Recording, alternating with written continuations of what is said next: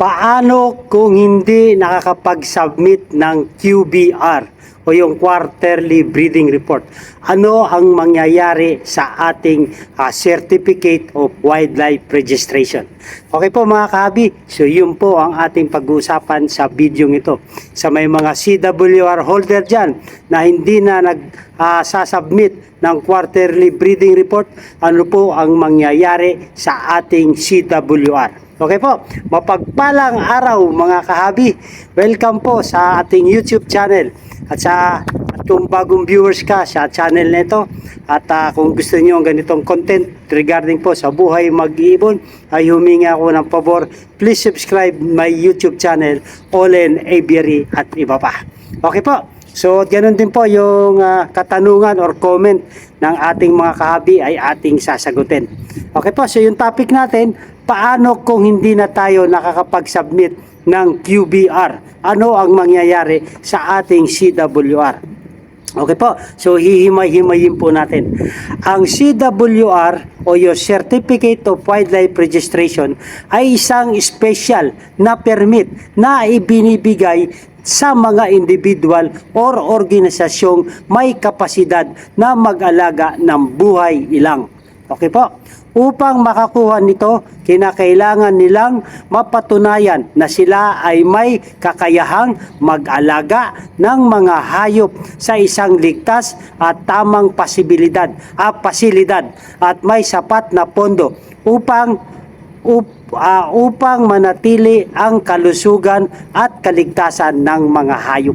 So yun po yung ating responsibilidad bilang isang Certificate of Wildlife Registration holder. Okay po. So kailangan itong ang CWR isang espesyal na permit o isang pribilehyo na pinahihintulutan tayo na mag-alaga ng mga buhay ilang. Okay po. So yung katanungan ng ating ding kahabi na si Birds, ask ko lang po, pag nag-site visit po ba si DNR, ano po ang usual nilang ginagawa or chinecheck po ang site? Okay po. So dito sa ating talakayan ay masasagot po natin yung katanungan ng ating kahabi kung bakit ang mga inspection team or mga kinatawan ng DNR ay nagsa-site visit. Okay po. So, hihimay-himayin po natin. So, patuloy tayo. Patuloy na nagsasagawa ang mga pagsusuri, ang mga kawani ng Enforcement Division ng DNR. Particular ang Compliance Monitoring and Investigation Section hinggil sa Certificate of Wildlife Registration, CWR, holder na hindi nakakapagbigay ng update ukol sa estado ng kanilang quarterly breeding report. So mga kahabi, pag hindi na tayo nakakapagsumiti ng ating quarterly breeding report, ito po yung ating obligasyong individual na lagi tayong magsumite ng QBR sa DNR. Ngunit kung hindi natin ito ginagawa, ang mga kawani ng mga enforcement division ay pupunta sa ating bahay. Sila ay magsa-site visit. So ito na po yung tanong ng ating kahabi. Dahil aalamin nila kung nais pa nating ipagpatuloy ang pag-aalaga ng buhay ilang. Dalawang option po kasi yan kahabi kung bakit nagsa-site visit ang DNR or kawani o yung mga enforcement division ng DNR. Unang-una, pag nag-apply po tayo ng Certificate of Wildlife Registration, bago po tayo aprubahan at bago tayo issuean ng CWR ay meron pa yung site visit. Kung tayo ba ay may kapasidad na mag-alaga ng buhay ilang doon sa area or kung saan in-address natin yung ating pag-apply ng CWR. Titingnan nila yung mga ibon, titingnan nila yung mga kulungan, mga cages, at titingnan nila yung area kung ito ba ay akma sa ibon. Okay po, naaalagaan natin, na gusto rin natin iparehistro. At doon sa pangalawang katanungan ay sa pangalawang visit, B-Birds, ay yung mga hindi na nakakapag-comply ng mga CWR holder sa kanilang mga obligasyon na mag-submit ng quarterly breeding report. So, ang mga kawani o yung mga Enforcement Division ng DNR ay nagsa-site visit dahil aalamin nila kung bakit hindi na tayo nakakapag-submit ng QBR. Okay po. So kasama sa pagsusuri ang mga permiti na may kaugnayan sa buhay ilang upang matukoy at maiayos ang wildlife permit database ng ahensya. So yun po yung kanilang tungkulin na ma-monitor ang lahat ng nakarehistro sa DNR through CWR para sa kanilang permit database. Para kung updated ang ating pagsusumiti ng ating quarterly breeding report ay magiging updated din po yung kanilang tawag dito, yung kanilang database. Okay po. So yun po yung pangunahing layunin ng DNR para ma-monitor lahat ng buhay ilang. Okay po. So tuloy po tayo kung bakit pag hindi na tayo nakaka-submit ng QBR, ano po ang mangyayari sa atin CWR permit. Layunin sa pagsusuring ito na linisin at i-update ang record ng mga aktibong permit holder at matukoy ang mga hindi na nagpapakita ng interest o nag-aalaga ng buhay ilang. Yun po ang isang layunin at isa kung bakit sila nagsa-site visit upang i-update ang mga record ng mga aktibong holder. Okay po. At matukoy ang mga hindi na nagpapakita ng interest. Kaya po sila nagsa-site visit. O hindi nag-aalaga ng buhay ilang. So, meron nga tayong CWR holder, tapos hindi na tayo nag-update ng QBR, tapos hindi na pala tayo nag-aalaga ng mga buhay ilang, ay para may update yung record natin sa database. Kasi po, ang CWR holder ay wala pong expiration date ito. Ngunit pwedeng makansela. Pwedeng mawala sa atin ang validity ng CWR kung hindi tayo nagpapatuloy na mag-submit ng QBR. So yun po mga kahabi, yun po ang mangyayari sa ating CWR kung hindi tayo nakakapag-submit ng QBR quarterly. Kada 3 buwan lang naman po yan. Okay po. So sa loob ng isang taon ay 4 na beses lang po tayo magsasubmit ng QBR para ma-update lang yung mga records natin at may update po yung mga inaalagaan nating buhay ilang. Dahil pag ito hindi natin pinagpapatuloy ang pag-submit ng QBR ay pwedeng makansela ang ating Certificate of Wildlife Registration. So unvalid na po yung ating CWR. Sayang naman po yung ating nasimulan. Okay po. So yun po yung purpose kung bakit nagsa-site visit ang ating mga kinatawan or mga kawani ng DENR.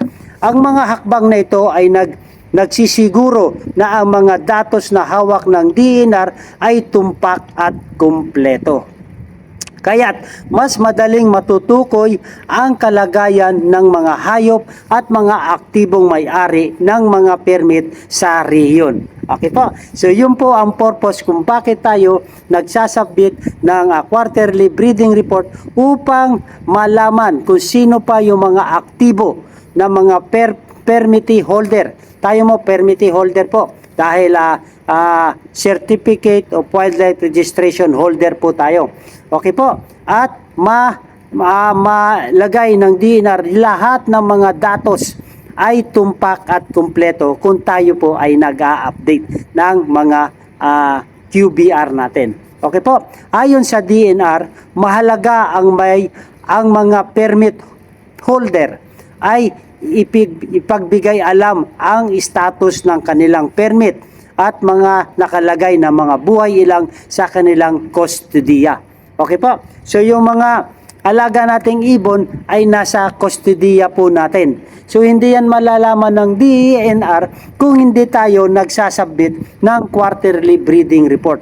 Kung ano yung datos sa ating aviary, sa ating mga buhay ilang ay kailangan i-report natin sa DNR upang ilagay naman nila sa kanilang database yung mga record.